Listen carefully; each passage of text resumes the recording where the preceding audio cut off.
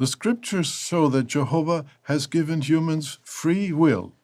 Everyone has a choice when it comes to serving him. God gently draws to himself those who have a heart that is rightly disposed. Jehovah does so through the Bible's message and through his Holy Spirit. How does Jehovah draw us? The Greek verb rendered draw is used in reference to hauling in a net of fishes.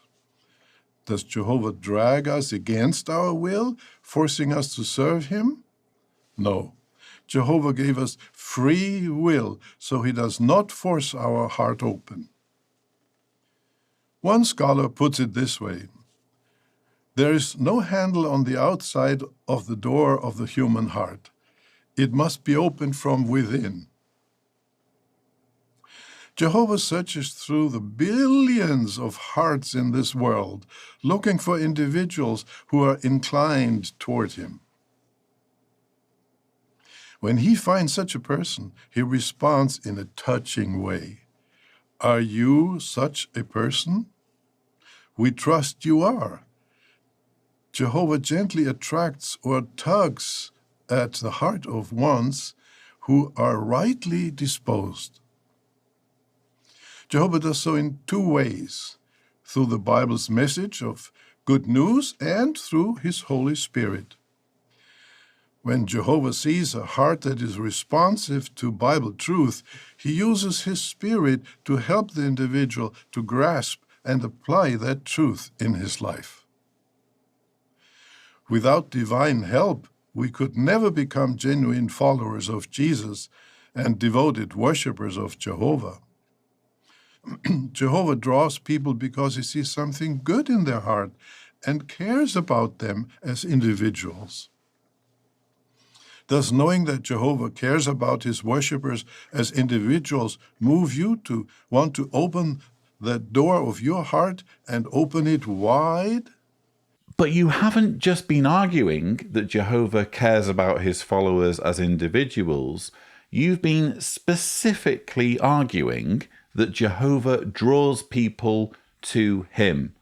And as I've said many times before, there's a problem here when it comes to predestination. Jehovah's Witnesses seem to be in two minds on whether they are for or against predestination. And in my mind, what we've just heard Gerrit Lösch trying to do is square the circle, explain how it's possible that humans do have free will, to serve Jehovah, but at the same time, Jehovah draws them.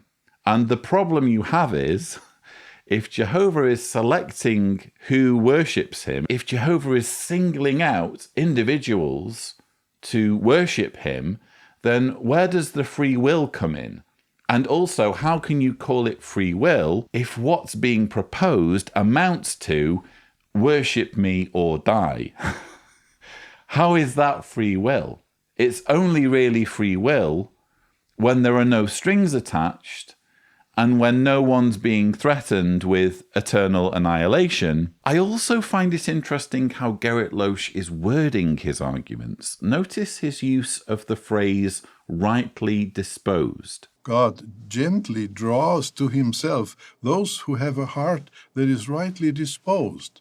Jehovah gently attracts or tugs at the heart of ones who are rightly disposed. The message here is obvious, and to my mind, it's a patronizing one. Gerrit Lösch is here saying, you will become a Jehovah's Witness if you are rightly disposed. Meaning, if you don't become a Jehovah's Witness, or if you become a Jehovah's Witness and later change your mind and leave, you're just not rightly disposed. There's something wrong with you. If you think about it, that's an incredibly narcissistic way of manipulating people into following you, into embracing your authority as part of God's faithful slave. Accept our authority as God's mouthpiece, and if you don't, that means you're damaged in some way. You're defective.